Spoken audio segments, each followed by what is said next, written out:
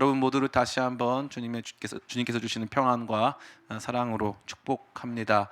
우리 기쁨의 교회 청년 예배에 오신 것 너무나도 환영하고요. 또 여러분들 가운데 오늘 제가 느끼고 있는 또 느꼈던 은혜가 더욱 충만하기를 간절히 원합니다. 특별히 오늘 우리 참 찬양팀이 너무 아름답게 잘 해주셨는데 정말 우리 이창원 형제 베이스 너무 소리가 좋더라고요. 너무 귀한 섬김 감사드리고 또 이번 섬김을 위해서 베이스 기타를 구입하는 열정까지 보여주었다고 합니다. 여러분들 정말 격려해 주시고 또 우리 창원 정말 소리도 창원이 같이 정말 이렇게 묵직한 그런 어떤 너무 아름다운 소리를 잘 내고 있는 것 같아가지고 제가 너무 기뻤어요. 너무 기쁘고 우리 교회에 이런 청년들이 많아졌으면 좋겠다 이런 생각을 하게 됐습니다.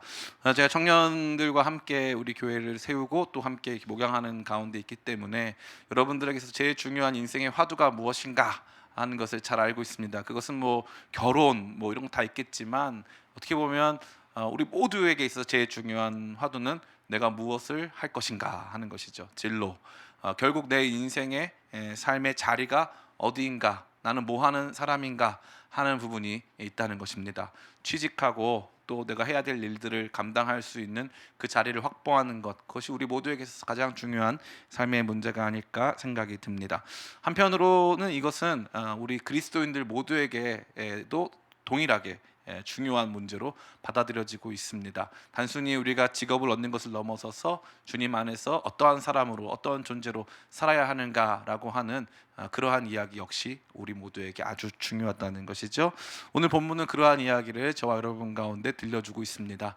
로마 교회는 복음으로 말미암아 믿음으로 의롭게 되는 의에 대해서 들었습니다. 그것이 놀라운 은혜라는 것을 발견했고 그 은혜가 우리에게 요구하는 삶이 무엇인지에 대해서도 구체적으로 들은 바 되었습니다. 그러나 그것은 이제 우리의 하나됨, 우리가 거룩하게 구별됨 이 모든 것들을 넘어서서 우리가 정작 나가야 할 삶의 자리가 있다는 것으로 인도하고 있습니다. 그 방향이 오늘 말씀의 중심이 될 듯합니다.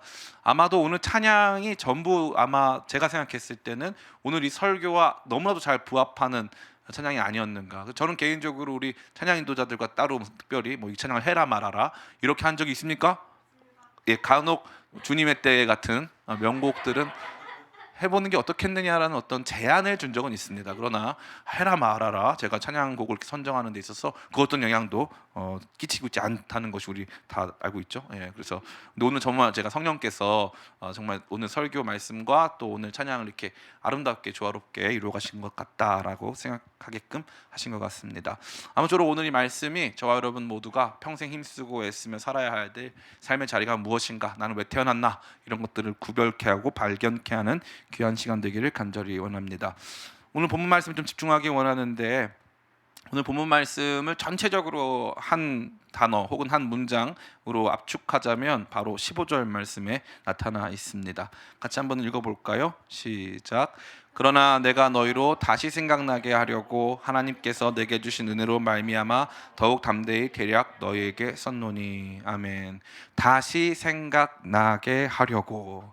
이것이 로마서 전체의 어떻게 보면은 목적이라고 할 수 있습니다. 다시 생각하게 함, 다시 이것들을 상기하게 하기 위해서 이 로마서를 썼고 또 뿐만 아니라 그 뒤의 내용도 그와 같이 다시 생각나게 하려는 목적을 가지고 있다라는 것입니다. 그럼 도대체 무엇을 다시 생각나게 하고 싶었을까요? 첫 번째는 복음의 내용을 다시 생각나게 하려고 하는 거였어요. 우리가 도대체 어떻게 구원을 받았는가? 우리에게 주어진 약속은 무엇인가? 우리 신앙이 다른 신앙과 무엇이 다른가라고 하는 복음의 내용을 다시 한번 생각하게 하려고 로마서 전체를 썼다 이거죠. 로마서는 복음의 책 아닙니까? 위대한 복음의 선언문 아닙니까? 그러니까 이 복음의 내용을 다시 생각하게 하려고 로마서 썼다 이거죠.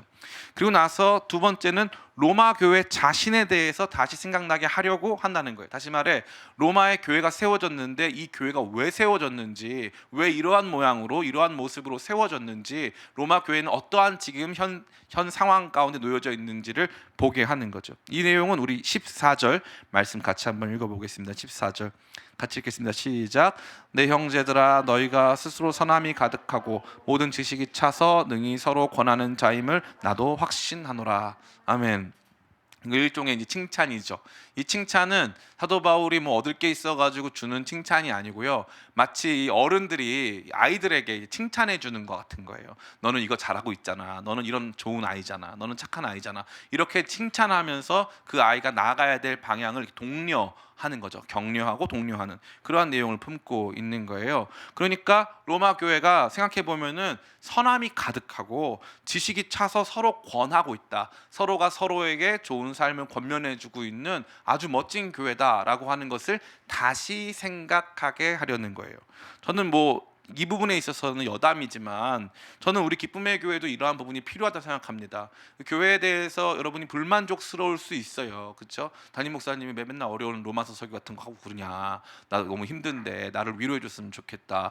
저도 그렇게 하고 싶어요. 그런데 우리가 우리 상황에 맞춰서 설교 말씀 듣다 보면 자꾸 우리 상황이 말씀보다 중요해진단 말이에요. 이 말씀 시간은 비행기를 타는 거예요. 그래서 우리가 살고 있는 시간, 우리가 살고 있는 공간에서부터 붕 뜨는 거죠. 그래서 쭉 올라가 보면은 그 문제보다 더 중요한 일들이, 더 중요한 이야기가 존재하는 것처럼 우리의 삶이라고 하는 정황을 벗어나는 시간이에요. 그러니까 오히려 이러한 것들이 너무나 필요한 거죠. 근데 우리 기쁨의 교회가 듣는 말씀의 수준, 또 우리 교회가 함께 꿈꾸는 교회의 모습의 비전은 정말 크고 중요한 거죠. 그러니까 이것들을 다시 한번 생각하는 시간이 꼭 필요한 거예요. 그게 없으면은 자꾸 교회의 사소한 문제들, 우리는 대면 예배도 못 드려, 우리는 이렇게 또 더 괜찮은 뭐가 없어, 우리는 더 좋은 양육 프로그램이 없어, 거기에 집중하지 말고 정작 사도 바울이 말하는 것처럼 우리 교회가 왜 여기에 세워졌고 어떻게 함께하고 있으며 얼마나 좋은 교회인지에 대한 다시 생각함이 필요하다는 것을 이 말씀을 통해서 다시 한번 생각했으면 좋겠습니다. 세 번째는 이제는 이 복음, 우리가 들었던 말씀의 컨텐츠죠. 그 내용, 그 다음에 그 복음의 내용을 받는 교회, 그 대상을 말하는 거죠. 그리고 복음의 내용을 진술하는, 세 번째는 복음의 내용을 진술하고 있는 사도 바울에 대해서 다시 한번 생각해 보도록 요청하고 있는 거예요. 같이 한번 읽어보겠습니다. 16절 말씀이죠. 같이 한번 읽겠습니다. 시작. 이 은혜는 곧 나로 이방인을 위하여 그리스도 예수의 일꾼이 되어 하나님의 복음의 제사장 직분을 하게 하사 이방인을 제물로 드리는 것이 성령 안에서 거룩하게 되어 받으실 만하려 하심이라. 아멘. 그러니까 이 부분은 내가 누구예요? 나. 여기서 나는 사도 바울 말하는 거죠. 그래서 나는 이방인을 위한 그리스도 예수의 일꾼이다. 일꾼이 되었다. 주님께서 나를 그렇게 사용하고 계신다. 주님께서 나를 그렇게 부르셨다라고 하는 선언이 등장하고 있는 거예요. 이것을 다시 한번 이렇게 각성을 시켜 주고 있는 것이죠. 이 로마 교회는요, 다른 동네의 교회들과는 조금 달라요. 왜 다르냐 하면은 로마 교회는 아직 사도 바울이 세우지도 않았고 사도 바울이 가본 적도 없는 교회입니다. 근데 다른 교회들, 뭐 에베소 교회라던가 빌립보 교회라던가 뭐 고린도 교회, 이런 교회들은요 사도 바울이 직접 여행 중에, 선교 여행 중에 직접 세운 교회고, 그런 교회들을 방문하거나 세웠을 때는 언제나 유대인이라고 하는 접촉점이 있었어요. 접촉점. 그래서 그 교회들은 이방 땅에 세워져 있지만 상당 부분의 유대인 성도가 중심이 되어 있었다는 거죠. 그런데 로마 교회는 아니에요. 로마 교회는 사도 바울이 복음을 전하지 않았습니다. 그래서 이방인 성도가 훨씬 많은 거예요. 근데 사도 바울 만난 적도 없고 사도 바울의 명성은 익히 들었지만 뭐 하시는 분인지 잘 모르니까 사도 바울이 이 편지를 쓰고 나서 다시 한번 자기가 뭐 하는 사람인지, 자기가 어떠한 일에 부름 받았는지, 왜 이러한 일들을 하고 있는지, 당신들과 내가 왜 이러한 관계 속에 놓여져 있는지에 대해서 다시 생각하게 한다는 것입니다. 이와 같이 다시 생각하게 한다는 것은 너무나 중요해요. 새로운 발걸음을 뛸 때, 새로운 결정을 할 때 그 자리에 서서 다시 한번 생각해 보는 거예요. 이 상황과 나, 그리고 나를 부르고 있는 여러 사람들과 또 여러 상황들, 이런 것들을 다시 한번 생각해 볼 수 있는 여유가, 또 그러한 이 마음이 여러분 가운데 있기를 간절히 축원합니다. 자, 그렇다면 복음의 내용 다시 생각해 봤고요. 로마 교회가 가지고 있는 장점, 뭐 특징, 존재의 목적, 이런 거 다시 생각해 봤어요. 또 이 교회를 향해서 말씀하고 계시는 또 사도 바울에 대해서도 다시 한번 생각해 봤다 이거죠. 그러면 결국 그러한 모든 내용이 한 가지 방향으로 이 교회를 향해서 요청하고 있고 부르고 있어요. 그것은 무엇일까요? 바로 사명이에요. 구체적인 사명. 그래서 여기에는 그 전엔 등장하지 않았던 구체적인 지명까지 다 등장하고 있어요. 19절 말씀 우리 같이 한번 읽어보겠습니다. 시작. 표적과 기사의 능력으로 성령의 능력으로 이루어졌으며 그리하여 내가 예루살렘으로부터 두루 행하여 일루리곤까지 그리스도의 복음을 편만하게 전하였노라. 아멘. 이 일루리곤이라고 하는 지역은 지금은 이제 보스니아 그 뒤에 이름 뭐죠? 헤르체 뭐 거기 있잖아요. 그 동네 쪽이에요. 이제 이 불가리아 위쪽, 마케도니아 위쪽에 있는 이 동유럽 쪽을 말하는 거죠. 그러니까 사도 바울이 원래는 이 예수님을 어디서 만났습니까? 다메섹이라고 해가지고 지금 이제 팔레스타인 지방 위쪽 지역에서 예수님을 처음 만나요. 그래서 거기에서부터 지금은 시리아 쪽에 속했지만 원래는 이 터키에 가까운 이 안디옥 교회라고 하는 곳에서 파송을 받습니다. 그래가지고 이제 본인이 살고 있던 길리기아 다소 지방을 지나서 이제 여기 갈라디아 지방을 지나서 점차 이렇게 오다가 그리스 지방까지 왔단 말이에요. 그리스의 고린도라던가 이런 지방까지 왔어요. 그리고 나서 위로 올라가면은 그 위쪽이 바로 마게도냐, 그 다음에 위에가 이제 일루리곤 지역이 되는 거죠. 사도 바울이 그동안 구체적으로 이러한 복음 사역을 해왔다라는 것을 말하면서 이러한 사역에 로마 교회가 이제 동참해야 한다. 정리하면 이래요. 다시 생각해봐라. 이 복음은 은혜다. 우리 가운데 그냥 주셨다. 그런데 너희는 이 은혜를 잘 증거하고 나눌 수 있는 그러한 역할을 잘 감당하고 있는 교회다. 그리고 나는 그 일을 행하는 사람이다. 이제 우리 같이 가자 이거예요. 같이 가자. 그러니까 이러한 모든 것들, 다시 말해 그리스도의 일꾼 되어 하나님이 하시는 일을 보는 것, 하나님이 하시는 일에 동참하는 삶이 바로 교회, 우리 모든 그리스도인들이 함께 나아가야 될 삶의 방향이라는 거죠. 즉 은혜는 우리에게 사명을 준다 이거예요. 16절 말씀 다시 한번 읽어보겠습니다. 시작. 이 은혜는 곧 나로 이방인을 위하여 그리스도 예수의 일꾼이 되어 하나님의 복음을 제사장 직분을 하게 하사 이방인을 제물로 드리는 것이 성령 안에서 거룩하게 되어 받으실 만한 게 하려 하심이라. 아멘. 주어가 뭐예요? 이 은혜는이죠. 이 은혜. 믿음으로 말미암아 의롭게 되는 이 은혜, 값없이 하나님 자녀된 이 은혜, 값없이 언약에 속하게 되어 하나님 백성으로 살게 된 이 영광스러운 은혜가 결국은 우리로 뭐가 되게 했다? 하나님의 일꾼 되게 했다 이거예요. 너무 감사해요. 여러분 지금 방금 취직했어요. 하나님의 일꾼으로. 할렐루야. 아멘. 예. 제가 좀 이따가 이 일의 연봉과 및 기타 근무 조건 등을 말씀드릴 거예요. 놀랍죠? 실제로 있어요. 연봉도 있고 실제로 근무 조건도 있고 또 복지 혜택, 사내 복지 혜택도 있어요. 그래서 최고의 직장에 여러분 다 지금 취직한 거예요. 너무 좋죠. 그러니까 은혜를 받은 사람은 취직했다 이거예요. 무엇으로? 하나님의 일꾼으로 취직했다. 그러면 어떤 일이 생겨요? 하나님 일꾼 되면 뭐가 생깁니까? 17절 말씀 같이 한번 읽어보겠습니다. 시작. 그러므로 내가 그리스도 예수 안에서 하나님의 일에 대하여 자랑하는 것이 있거니와. 아멘. 신기하죠? 그리스도 예수의 일꾼이 되니까 하나님의 일에 대해서 자랑한다는 거예요. 하나님의 일에 대해서 자랑한다. 신기하죠. 일꾼이 되니까 하나님 일을 보고 그 일에 대해서 자랑할 수 있는 거죠. 우리 회사가 이렇게 좋아, 우리 이런 거 만들어, 우리 회사가 이렇게 매출이 높아, 이렇게 자랑하게 된다는 거예요. 그러니까 그리스도인, 은혜 받은 그리스도인들은 엄청난 소속감과 사명감 속에 살고 그 안에서 일어나는 하나님의 일을 같이 경험하며 자랑하게 되는 하나님의 일꾼, 예수 그리스도의 일꾼이 된다 이거예요. 우리가 봤을 때 이게 한글 성경에서 제가 봐서 잘못 번역한 것 같은데, 그리스도 예수의 일꾼이라고 하면은 목사님 그 해당 직종은 좀 이렇게 생산 직종인가요? 뭐 이렇게 생각할 수가 있어요. 목사님 그 건설업 쪽인가요? 제가 체력이 많이 약해서 자신이 없는데 이 건설업이 될 수도 있고요, 생산직이 될 수도 있는데 어찌됐건 우리가 이 일꾼이라고 하는 이 단어 때문에 겪게 되는 오해랄까? 잘못된 인식은 좀 버렸으면 좋겠어요. 영어 성경에는 이 그리스도 예수의 일꾼이 워커로 돼 있지 않아요. 뭐로 돼 있냐면 미니스터로 돼 있어요. 미니스터. 우리 창원이가 봤을 때 느낌이 확 다르죠. 완전 확 다르거든. 이게 그냥 무슨 일꾼 이러면 우리가 가지고 야 일꾼들 데려와 그래서 집 옮기고 이런 느낌이잖아요. 근데 아니라는 거예요. 그리스도 예수의 일꾼 할 때 여기서 말하는 일꾼은 미니스터예요. 미니스터. 그래서 뭔가 굉장히 책임 있게 행하는 그런 사람을 말한다는 거예요. 그러니까 여러분들 이 직종에 대해서 오해하지 마시기를 간절히 바랍니다. 그러면 이 직종을 목사님 안 믿어지는데요? 이럴 수 있잖아요. 저한테, 그죠? 저를 못 믿으니까, 그죠? 말씀을 믿으세요, 그냥. 그래서 그리스도 예수의 일꾼이 된다면 구체적으로 그 일이 어떠한 종류의 일이 될 것이냐 바로 뒤에 나와요. 여기 써있죠. 16절에 제가 읽어드릴게요. 이 은혜는 곧 나로 이방인을 위하여 그리스도 예수의 일꾼이 되어, 여기까지는 괜찮죠? 그 다음에 하나님의 복음의 제사장 직분을 하게 하사 되어 있단 말이에요. 그러니까 복음의 제사장적인 업무를 담당하는 사람인가 보다라는 것을 알 수가 있어요. 제사장은 뭐 하는 사람이에요?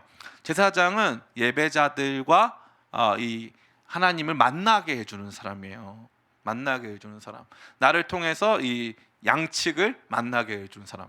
그러니까 지금으로 치면 뭐가 같냐면 뭐 공인중개사, 그죠? 공인중개사. 그래서 만나게 해주는 거예요. 예? 지금 만나게 해주는 거예요. 예?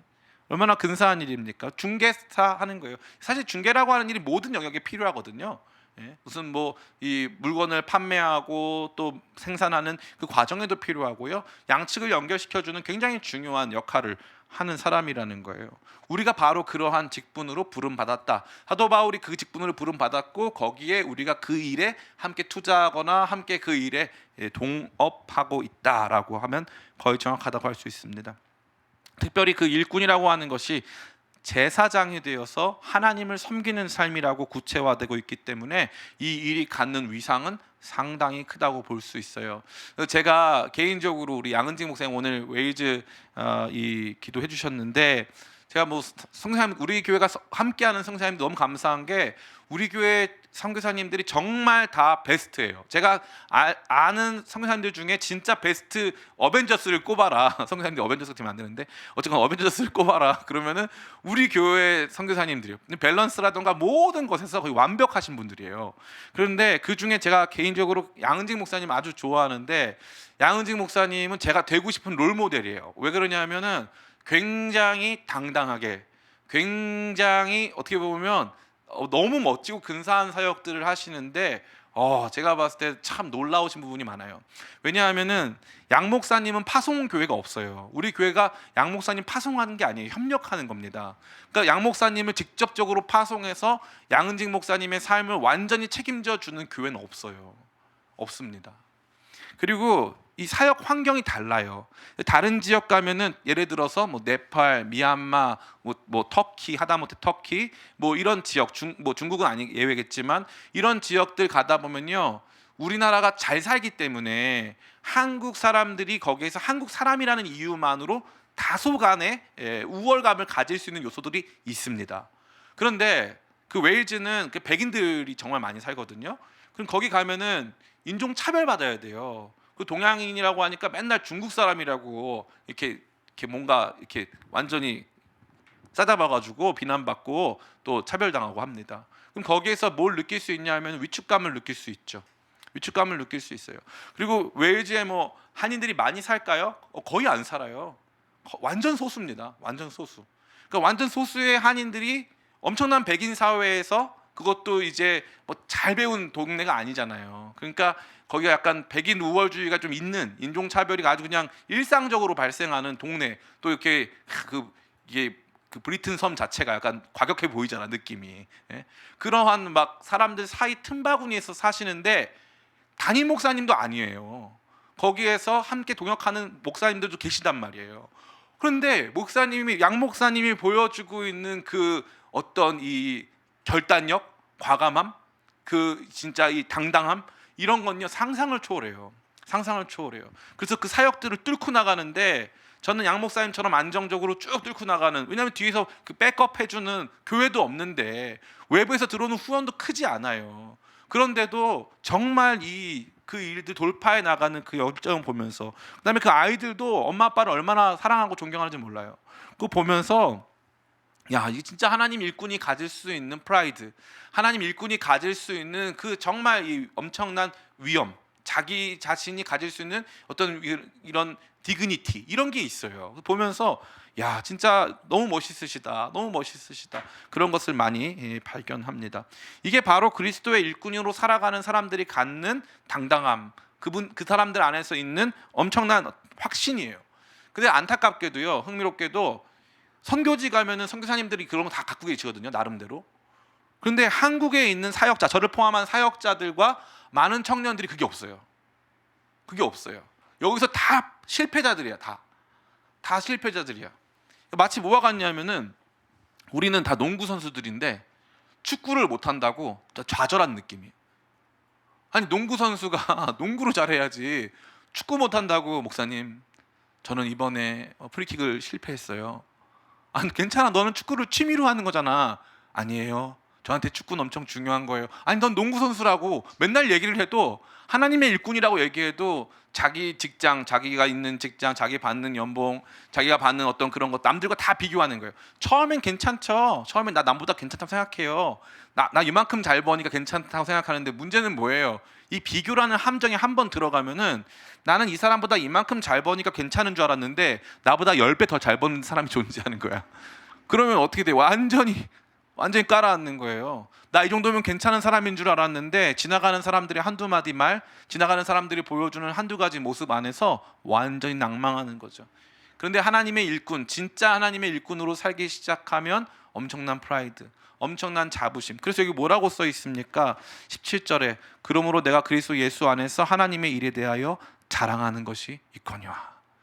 하나님의 일에 대해서. 왜냐하면 나는 그리스도 예수의 일꾼이니까, 나는 그분의 미니스터니까, 그분이 나를 부르셔서 나에게 시키신 일이 있으니까. 이거 너무너무 중요한 거예요. 그래서 교회 안에서, 신앙 안에서 위로받는 거 중요하고요, 존재의 목적 발견하는 거 다 중요합니다. 그리고 참된 진리의 빛 경험에서 우리가 옳은 길에 서 있다는 거 중요하고요, 성령의 인도하심 속에서 하나님 자녀로서 하나님과 나누는 교제, 교통 굉장히 중요해요. 즐거운 일이죠. 또 교회 공동체 안에서 우리끼리 누릴 수 있는 기쁨도 많잖아요. 그런데 거기에 머물러 있으면요, 절대 안 돼요. 절대 가질 수 없는 게 하나 있는데, 그게 바로 자랑하는 것, 프라이드. 하나님께서 이러한 역사를 일으키셨다라고 하는 엄청난 증거, 엄청난 자부심이 없다는 거예요. 전 여러분에게 묻고 싶어요. 여러분이 가진 신앙 안에서 여러분이 정말 자부심을 가질 만한 것들을 본 적, 느낀 적, 체험한 적이 있느냐? 여러분이 하다못해 우리 기쁨의 교회라도, 하다못해 우리가 함께 나누고 있는 비전이라도 자랑하며 살아본 적이 있느냐 하는 것이죠. 그게 없다면 우리는 하나님의 일꾼이 아닌, 우리 스스로 우리의 삶을 개척하며 아둥바둥 살아가는 사람에 불과할 수 있다는 거예요. 오히려 주님께서는 더 큰 약속으로 저와 여러분을 지금 초청하고 계신 거예요. 하나님의 일꾼. 자꾸 저는 여기 일꾼 때문에 이걸 어떻게 바꿀까 지금. 하나님의 그리스도 예수의 사역자가 좋을 것 같은데, 사역자가. 이 일꾼이라고 자꾸 하니까, 목사님 저는 그쪽 일은 안 합니다, 자꾸 이렇게 될 것 같아가지고 목사님 저는 다른 쪽 일 할래요, 이렇게 할 것 같아가지고 제가 좀 말을 못 하겠는데, 그리스도 예수의 일꾼이 된다는 것 자체가 엄청난 프라이드를 줄 수 있는 것이고, 그것이 우리로 하나님의 일을 보게 하고 자랑하게 한다는 거예요. 저는 여러분들이 그것을 체험하게 되시기를 간절히 바랍니다.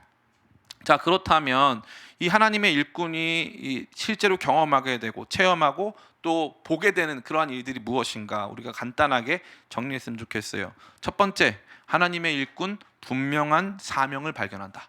분명한 사명, 내 위치가 정해지는 거예요. 나는 이거 하는 사람이야 라고 정해지는 거예요.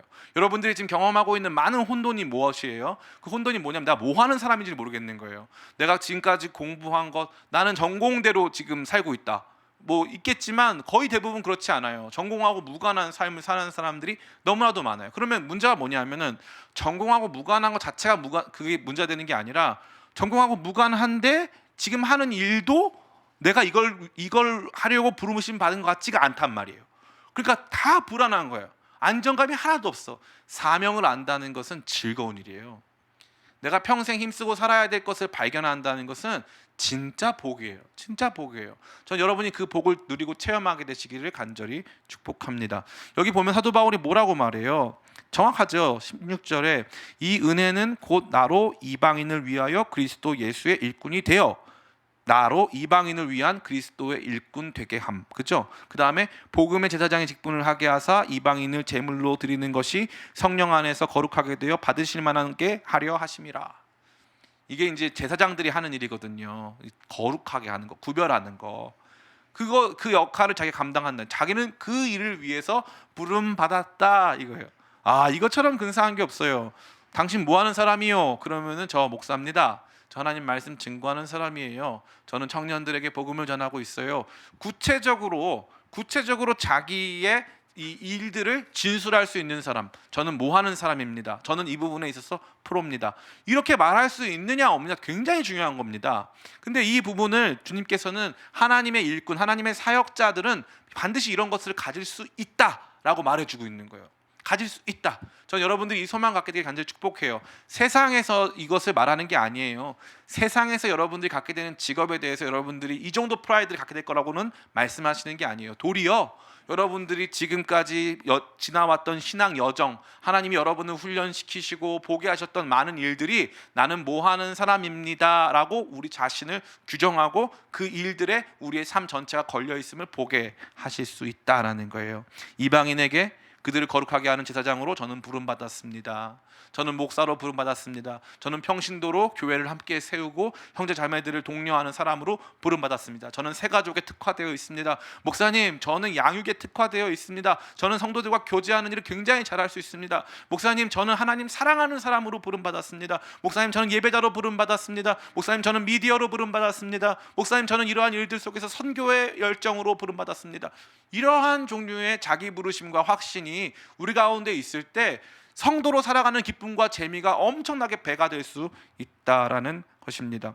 저는 여러분들에게 끊임없이 그러한 부분을 도전하고 있고요. 그래서 해외 선교라도 가보고 여러 가지 교회 사역에 헌신해 볼 것을 도전하고 있습니다. 여러분도 하나님의 일꾼 되어 하나님의 동역자, 하나님의 사역자가 되어 그러한 사명을 발견하게 되시기를 간절히 축복합니다. 두 번째, 하나님의 사역자, 하나님의 일꾼은 말과 행위 모두가 쓰임 받는다라는 것입니다. 여기 아주 흥미롭죠.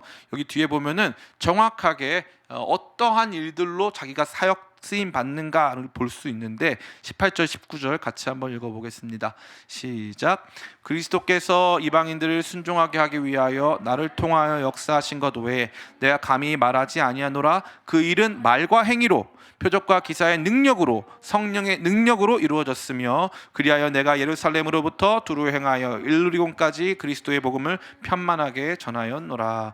아멘. 여기 여러 가지 차원이 등장하죠. 이 말과 행위가 가장 저차원이죠. 그죠? 말과 행위는 일상의 것들이잖아요. 그 다음에는 표적과 기사. 이 기사는 기이하다 할 때 기자.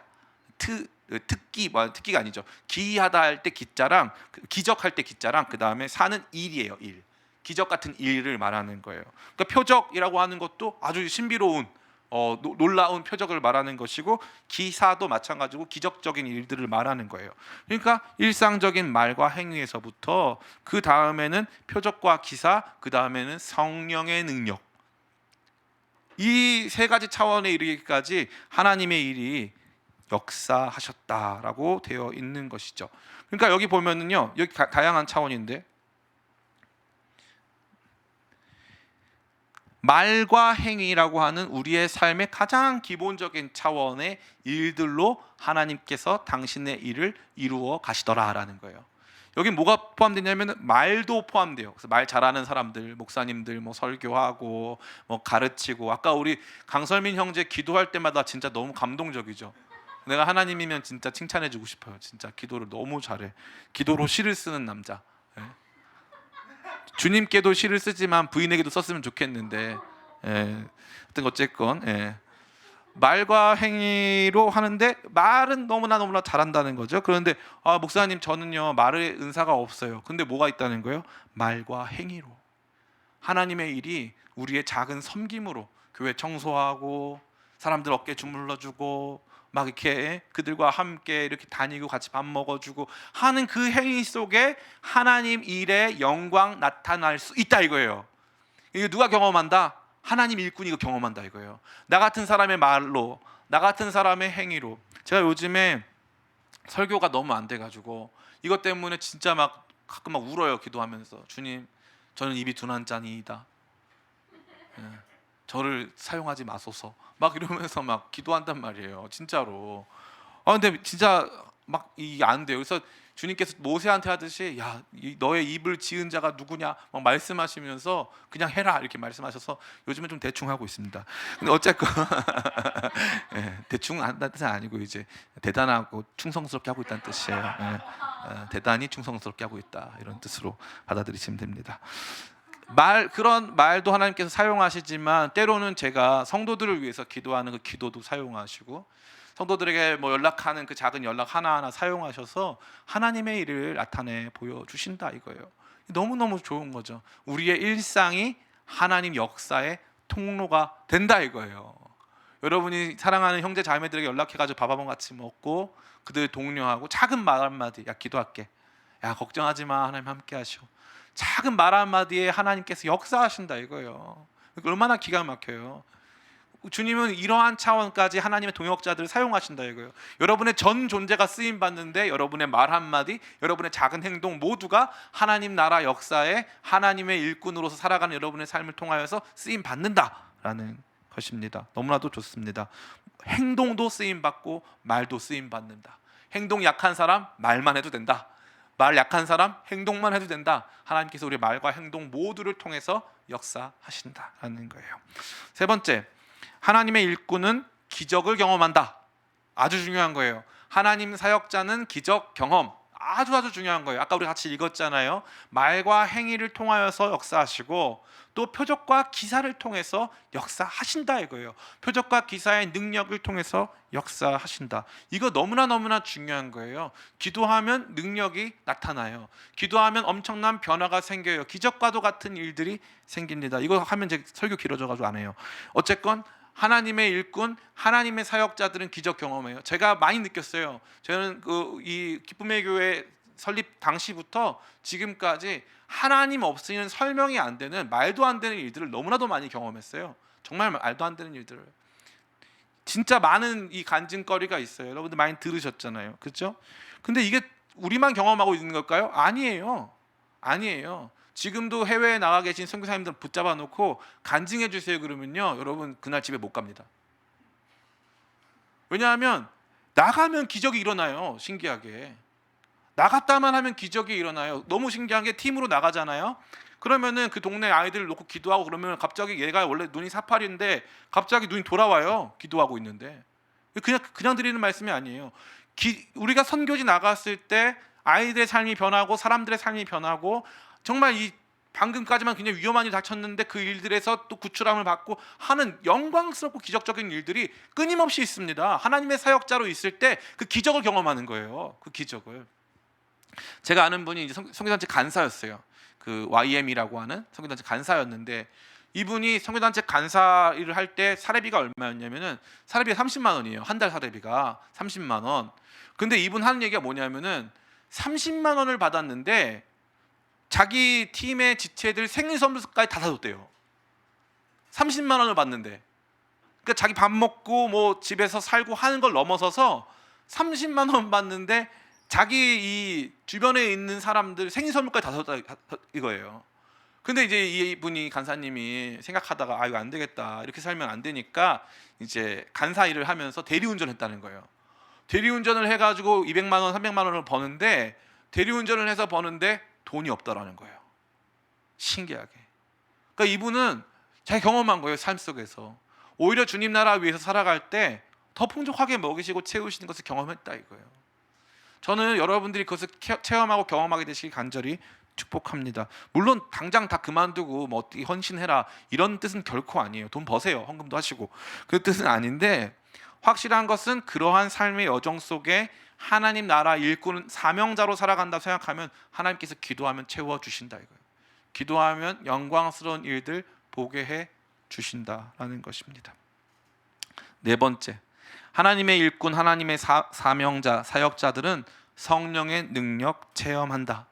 그러면 목사님, 성령의 능력과 기적과 차이가 뭘까요? 기적은요, 우리 외부에서 일어나는 일들이 많아요. 대부분 병 고침을 받는다던가 뭐 돈이 들어온다던가 뭐 문제 해결을 받는다던가 이런 종류의 일들이 많은 거죠. 그런데 성령의 능력은 뭐예요? 예수 안 믿는 사람이 예수 믿는 걸 말하는 거예요.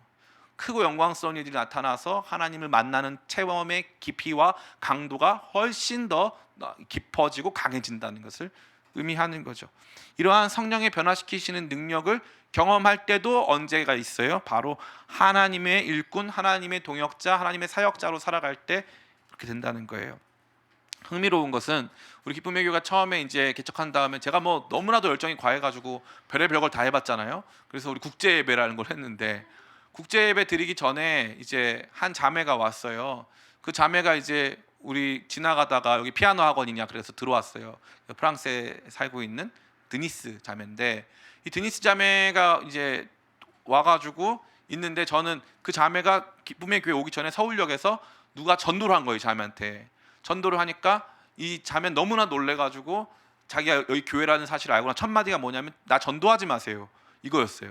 나 너 전도 안 한다 해가지고 그날 딱 오라고 했는데 그날 마침 일본에서 일본 선교팀 중에 이제 일본 사람들이 우리 교회에 방문하는 날이었어요. 그래서 그날 한식으로 파티를 했는데 드니스는 괜히 피아노 치러 왔다가 처음 온 곳에서 같이 한식 먹고 은혜를 좀 받았어요. 확실히 한식에 은혜가 있어, 그죠? 다른 나라 음식에 특별히 아프리카 쪽 은혜가 없어. 음식에 은혜가 너무 없어. 먹고 나면 불평불만 너무 나와. 근데 한식에는 은혜 있어, 그죠? 은혜 있어. 먹으면 되게 마음이 부드러워져, 그죠? 굉장히 부드러워져. 한식 먹고 싸우는 사람 거의 없어요. 막 마음 부드러워져. 그래서 드니스 와서 먹었어. 먹고 나가지고 저는 이제 방치했죠. 하나님이 하시겠지 하고 방치했어요. 그랬더니 이제 지금 이제 런던에 있는 우리 최지현 형제, 우리 뭐 설민 형제 이런 사람들이 우리 드니스 자매 만나가지고 밥도 사주고 복음에 대해서 막 얘기하고 막 했어요. 그래가지고 너무 신기한 게 이 자매가 한 3개월 정도 우리 교회에서 이렇게 같이 예배드렸는데 그 자매 때문에 국제 예배를 만들었는데 이 자매 한국말 하나도 못하는데 국제 예배는 안 오고 오전 어른 대예배만 오더라고요. 진짜 너무 난감했어. 그럼 우리 왜 만든 거야 이거? 근데 너무 신기한 건 국제 예배 한다는 그 포스터 보고 우리 교회에 이제 주인의 이가연 정도란 왔고 그 또 이가연의 오빠인 이창원도 온 거야. 그 너무 신기한 거 이게 바로 뭐다? 기적이다. 이게 신기한 일이다. 우리는 그래서 그때 엄청 열심히 했어요. 근데 너무 놀라운 게 이 자매가 드니스 자매가 수련회까지 따라왔어. 수련회까지 놀러 온 거겠죠. 근데 그날 밤에 우리가 또 막 영어로 할 수는 없으니까 찬양 하나 같이 이제 영어로 부르고 그 다음에 설교는 다 한국말로 했어요. 끝나고 나는데 이 자매가 막 울고 있더라고. 그래가지고 우리 다 기억날 거예요. 우리 거기에서 이제 같이 이성현 자매, 뭐 우리 국제예배팀 다 같이 모여가지고 이 자매 이제 손 붙잡고 같이 기도해 주는데 이 자매가 그날 밤에 울면서 예수님을 자기의 구주로 영접했어요. 그 지금 우리 교회에 그런 일이 자주 있느냐? 많이 없어요. 진짜 우리 교회가 그 전까지만 해도 세례식이 진짜 부흥이에요. 세례식 눈물바다. 말도 안 되는 사람들 다 여기서 세례 받고 막 눈물바다 됐단 말이에요. 근데 제가 느낀 게 뭐냐면 담임 목사도 중요하지만 그때 우리 옆에 있었던 우리 진짜 천군만마도 같은 하나님의 사역자들이 있었어요. 자기 돈 써가면서 밥 사주고 그 사람들 위해서 기도해주고 복음 전해주고 몇 시간씩 앉아가지고 몇 시간씩 그 당시 이제 최진 형제가 이제 유학 준비할 때인데 몇 시간씩 앉아가지고 이 자매랑 토론하고 복음에 대해서 얘기해주고 막 그랬단 말이에요. 그런 참 이 믿음의 일꾼들이 함께 했을 때 성령의 놀라운 능력이 나타나기 시작하는 거. 영혼들이 변화되어지고 정말 사람들 안에서 우리가 인간적으로는 해석할 수 없는 하나님의 영혼 바꾸시는 생명 주시는 위대한 역사를 경험하게 되는 거예요. 저는 여러분들이 이것을 경험하길 원하신다면 함께 복음에 동참하는 하나님의 사명자, 사역자들 다 되시기를 축복합니다. 마지막 5번째는 하나님의 일꾼은 분명한 원칙과 자부심을 갖게 된다. 나는 이렇게 산다. 그리고 이게 나한테 너무 영광스럽고 감사한 일이다라고 하는 분명한 원칙과 자부심을 갖게 되는 거죠. 그 말씀 같이 한번 읽어보겠습니다. 우리 19절부터 20절 같이 한번 읽어보겠습니다. 시작. 표적과 기사의 능력으로 성령의 능력으로 이루어졌으며 그리하여 내가 예루살렘으로부터 두루 행하여 일루리온까지 그리스도의 복음을 편만하게 전하였노라. 또 내가 그리스도의 이름을 부르는 곳에는 복음을 전하지 않기를 힘썼노니 이는 남의 터 위에 건축하지 아니하려 함이라. 아멘. 첫 번째 뭐가 돋보입니까? 나는 무엇을 했다인 거예요. 내가 그렇게 했다. 예루살렘으로부터 두루 행하여 이루리곤까지 나는 그렇게 살았다. 저는 이게 너무 좋아요. 물론 우리 그리스도인들에게는 모든 것이 은혜라는 고백이 있어요. 근데 모든 것이 은혜라는 고백은 해석이에요. 그것을 가능하게 했던 것이 은혜입니다라고 하는 궁극적 해석이고요. 팩트, 우리가 그렇게 살았다라고, 나는 결국 내 인생의 삶의 대부분의 시간을 그것을 위해서 헌신했다는 것은 거기서 가치평가가 없이 그냥 나는 그렇게 산 게 맞다라고 하는 해석이에요. 내 삶의 대부분의 시간을 주님을 위해 드렸고 나는 그 일을 위해서 이러한 저런 일들을 감당했다라고 하는 해석이 아니라 그냥 팩트 그 자체예요. 사실관계를 전달하는 거죠. 이 부분에 있어서 나는 결국 그러한 삶을 살았습니다. 제가 지나온 삶을 보니까 이러한 일들을 위해서 살아낸 것밖에 없습니다. 더 돋보이는 것은 무엇입니까? 그러한 자부심과 더불어서 20절 말씀에 내가 그리스도의 이름을 부르는 곳에는 복음을 전하지 않기를 힘썼노니 이는 남의 터 위에 건축하지 아니하려 함이라. 아멘. 이거 무슨 옆에 교회 있다고 교회 안 세우고 이런 뜻이 아니고요. 이 사람, 다시 말해 하나님의 일꾼된 사명자된 사도 바울에게는 이 일이 수단과 방법을 가리지 않고 어떻게 해서든지 사람을 많이 뿔리면 그게 나의 영광이 될 것이라 생각해 본 적이 없다는 거예요. 이 일의 핵심은 무엇이냐? 이 일의 핵심은 그리스도의 이름을 부르지 않는 더 많은 지역에 가서 복음을 전하는 것 그 자체가 의미가 있다. 이건 무슨 뜻이에요? 결과가 나를 증명하지 않는다 이거예요. 눈에 보이는 결과로 내가 증명되지 않는다 이거예요. 내가 결국 그 자부심을 가지고 내 사명의 원칙을 가지고 내가 행했노라라고 하는 엄청난 자기선언이에요. 근데 하나님의 참된 사명자들이 사역자들이 이러한 원칙과 자부심을 가지면서 이것을 자기 선언으로 표출할 수 있다는 거예요. 얼마나 감사합니까? 이제 말씀을 마쳐요. 하나님의 일꾼으로 살아가는 우리에게 이러한 종류의 혜택이 있어요. 그 혜택은 무엇입니까? 분명한 자기 자리를 확인해서 엄청난 소속감과 사명감을 갖게 되는 거예요. 뿐만 아니라 우리의 말과 행위가 이 업무에 있어서 가장 중요한 근본이 돼요. 그러면서 우리는 그 일들에 대한 영광을 체험할 수 있도록 기적도 경험케 하시고 성령께서 일하시는 일도 체험하게 하세요. 마지막에 이 일이 주는 모든 것의 보상은 무엇이에요? 나는 이렇게 살았노라. My way. 나는 이렇게 걸어왔노라. 내 삶은 내 삶의 결과, 내가 얼마나 많은 돈을 벌었는지, 얼마나 대단한 사람인지 날 증명하지 않는다 이거예요. 나는 주님을 위해 그렇게 살았노라. 내 삶의 결국이 초라하다 할지라도 주님 보시기에 초라하지 않음을 당당히 증언할 수 있는 것. 그것이 뭐예요? 바로 하나님의 사역자로 사는 삶이냐 이거죠. 최근에 이제 선교사님들이 많이 코로나로 인해서 돌아오고 계시잖아요. 선교사님들의 삶을 보면서 참 안타깝고 참 우리가 긍휼히 여길 때가 많이 있는데, 제가 만나본 선교사님들은요 또 흥미롭게도 그러한 우리가 그분들을 불쌍히 여기거나 긍휼히 여겨야 되는 수준이 아닌 우리 자신을 압도하는 엄청난 자부심과 삶에 대한 보람을 가지고 계세요. 삶에 대한 보람을. 이것은 여러분들이 뭐 제일 좋은 회사에 들어간다 할지라도, 여러분이 그토록 원하는 시험에 통과한다 할지라도 여러분 자신이 쉽게 가질 수 있는 것은 결코 아니에요. 여러분 자신이 그것을 갖기 위해서 엄청난 노력을 한다 할지라도 대부분의 사람은 그것을 얻을 수 없는 그러한 일들이죠. 저는 뭐 단순히 이번 정부를 떠나서 이 행정직에 종사하는 우리 많은 공무원 분들에 대해서 참 안타까운 마음이 많아요. 그분들이 정말 한 급 올라갈 때 수년이 걸리거든요. 어떤 경우는 절대 못 올라가는 등급도 있어요.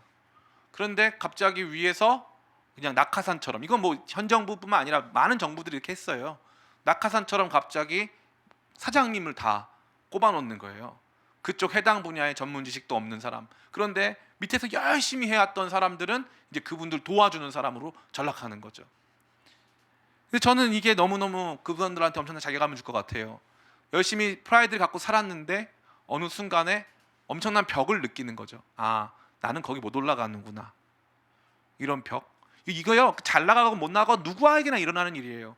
그러나 오늘 저와 여러분 앞에 드리워진 하나님의 일꾼, 하나님의 사명자, 사역자로 살아가는 삶엔 그런 차별이 없어요.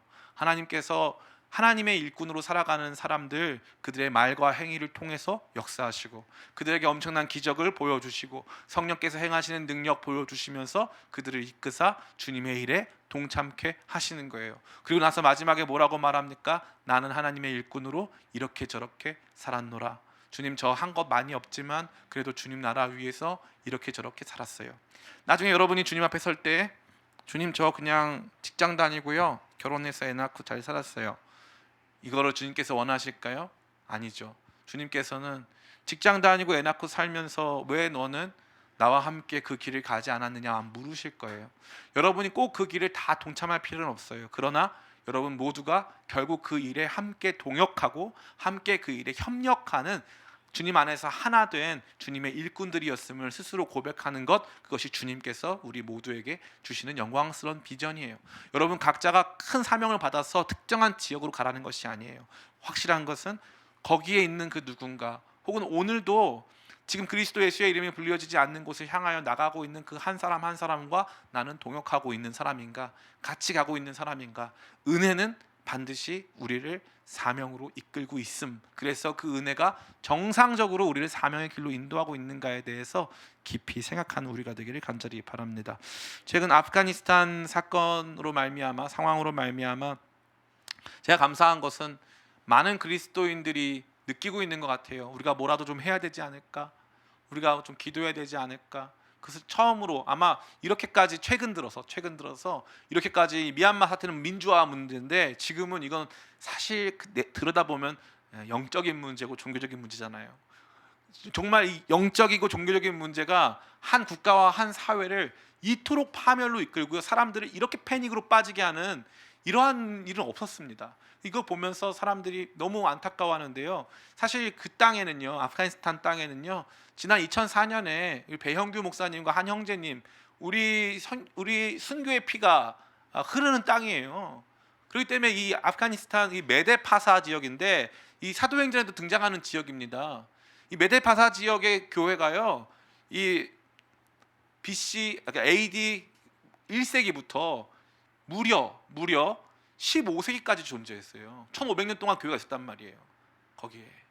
그러니까 그러한 땅인데, 그 땅에서 지금 일어나고 있는 이 비극적인 일들 속에 우리는 주님과 함께 동역하는 동역자 마인드, 주님과 함께 하는 동업자 마인드, 그래가지고 그 보면서, 야, 이건 아니다, 이거 너무 힘들다, 주님 이 일에 대해서 뭐라도 좀 해주시길 원합니다, 주님 저는 무엇을 해야 될까요? 이렇게 같이 힘쓸 때 주님께서 우리 가운데 무엇을 주신다? 주님 앞에 서는 그날, 주님 저 한 것 없지만 그래도 주님과 함께 사명자의 마음으로, 사명자의 정체성으로 살았습니다. 은혜가 저를 그냥 은혜 안에 머물게 하는 것이 아닌, 은혜가 저를 사명자의 길로 걷게 하는 것을 조금이나마 체험했습니다 라는 거룩한 고백 앞에 서기 위하여 오늘 우리 자신을 주님 앞에 일꾼으로 드리는 저와 여러분 다 되시기를 예수님의 이름으로 축원합니다. 아멘. 기도할까요?